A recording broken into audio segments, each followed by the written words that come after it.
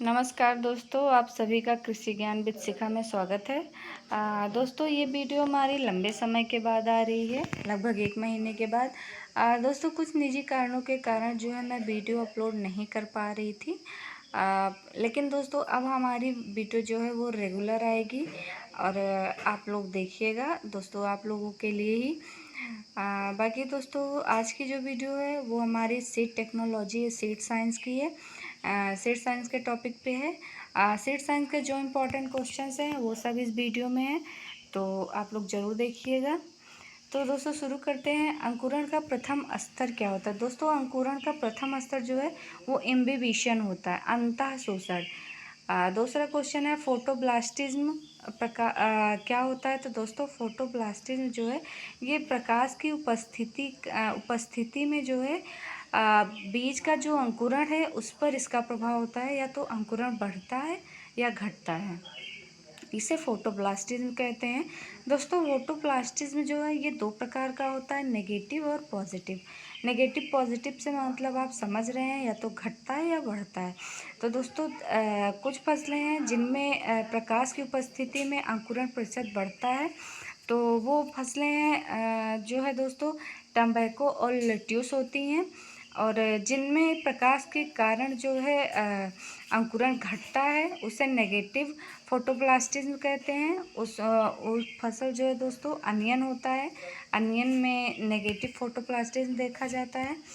आगे बढ़ते हैं, सर्वाधिक अंकुरण प्रतिशत। तो दोस्तों, सर्वाधिक अंकुरण प्रतिशत वो मक्का में होता है 90%। सबसे कम अंकुरण प्रतिशत दोस्तों जो है वो कॉटन का होता है, कपास का 65 to 60% होता है। वीट का अंकुरण प्रतिशत 85% होता है। धान का भी अंकुरण प्रतिशत 80% होता है।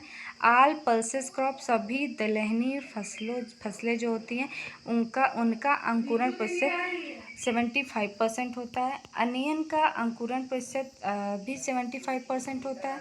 आगे बढ़ते हैं, SRR सीड रिप्लेसमेंट रेट। दोस्तों, सीड रिप्लेसमेंट रेट क्या होता है? तो दोस्तों, सीड रिप्लेसमेंट रेट वह है बीज को जब किसान खेत में प्रयोग होने वाले बीज में से जब कुछ बीज का कुछ हिस्सा जो है वो खरीद कर प्रयोग करता है, उसे जो है वो जितना हिस्सा वो खरीद कर प्रयोग करता है उसे जो है सीड रिप्लेसमेंट रेट कहते हैं।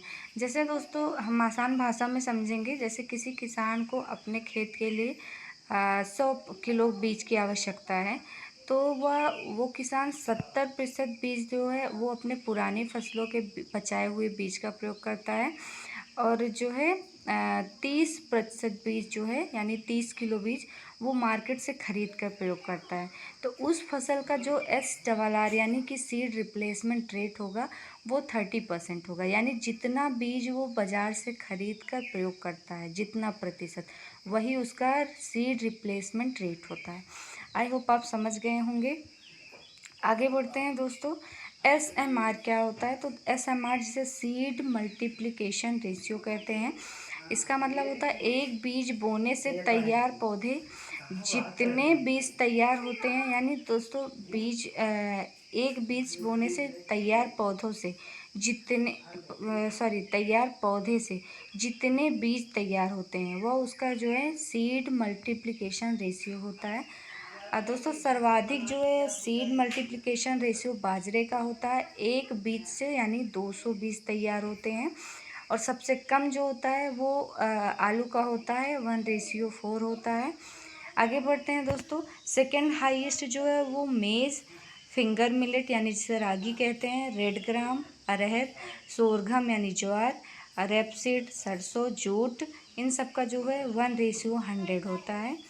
आगे बढ़ते हैं दोस्तों, कुछ फुल फॉर्म्स हैं जो हमारी सीड टेक्नोलॉजी में कुछ एजेंसीज़ हैं जिनसे रिलेटेड क्वेश्चंस भी एग्ज़ाम में आ जाते हैं, तो इनके बारे में ही हम देख लेते हैं।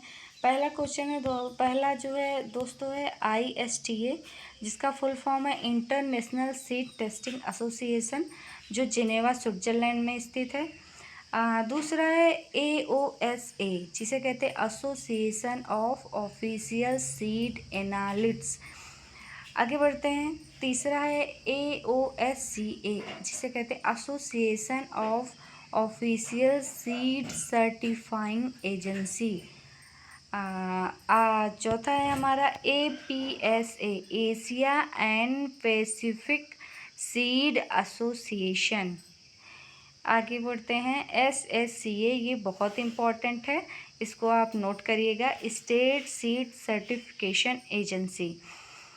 आगे OECD, organisation for economics corporation and development. Third है हमारा SSC, दोस्तों ये भी आप मार्क करिएगा, ये बहुत इम्पॉर्टेंट है, स्टेट सीड कॉरपोरेशन, इसका फुल फॉर्म है।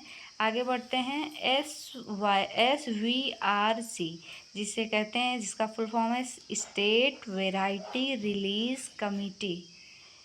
आगे बढ़ते हैं दोस्तों, नेक्स्ट है हमारा AICRP, ये मोस्ट इम्पॉर्टेंट है, हम लोगों ने जो है इसको पढ़ा भी है, all India coordinated research project, जो दोस्तों सबसे पहले फर्स्ट जो है वो मेज़ पे चलाया गया था 1957 में, सेकेंड 5 ईयर प्लान दूसरी जो है पंचवर्षीय योजना के अंतर्गत।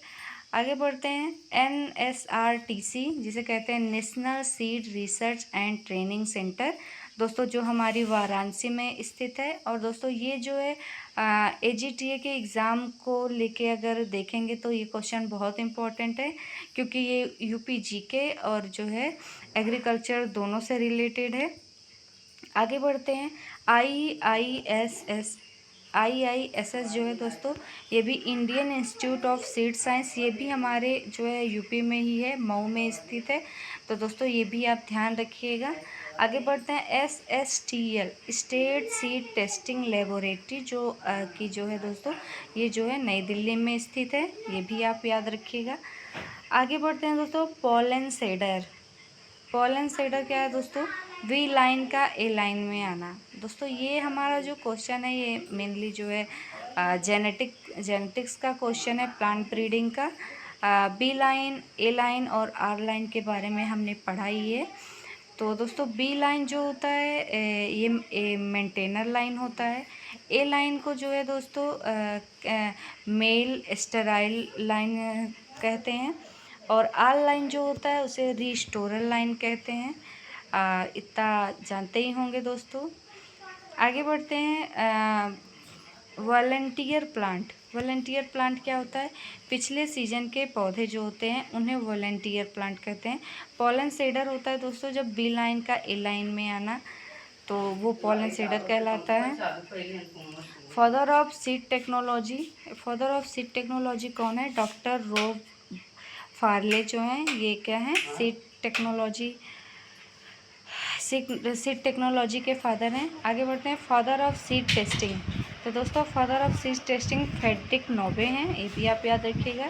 फादर ऑफ सीड पैथोलॉजी तो पॉल नीर गार्ड हैं, इनको भी आप याद रखिएगा। सीड लॉट क्या होता है दोस्तों, सीड लॉट में जो है पाए जाने वाली अशुद्धियों को जो है डॉकेज कहते हैं, ये भी आप याद रखिएगा। अब दोस्तों कुछ भंडारण से स्टोरेज से जो है रिलेटेड क्वेश्चंस हैं कि उनमें जो है नमी का परसेंट कितना होना चाहिए। जैसे लॉन्ग टर्म के लिए अगर भंडारण करते हैं तो नमी 8% से कम होनी चाहिए, और शॉर्ट टर्म के लिए भंडारण कर रहे हैं तो उसमें नमी जो है 10 से 13% तक होनी चाहिए। और दोस्तों अगर अनाज के अकॉर्डिंग देखेंगे दोस्तों तो 10 से 12% अनाजों में जो है नमी होनी चाहिए, और दलहनी फसलों में 8 से 10% नमी होनी चाहिए। ऑयल सीड में जो है दोस्तों 6 से 8% नमी होनी चाहिए। तो ऑयल सीड में दोस्तों 6 से 8% जो है नमी होनी चाहिए। आज के वीडियो में दोस्तों आज के लिए इतना ही क्वेश्चन। तो दोस्तों आज के जो है वीडियो में इतने ही क्वेश्चन थे, फिर मिलते हैं हम नए वीडियो के साथ। दोस्तों अब हमारा वीडियो रेगुलर आएगा और आप लोग जो है वीडियोस को पूरा देखिएगा, वीडियो कैसा लगता है वो भी आप कमेंट में बताइएगा। बाकी दोस्तों फिर मिलते हैं नए वीडियो के साथ, धन्यवाद।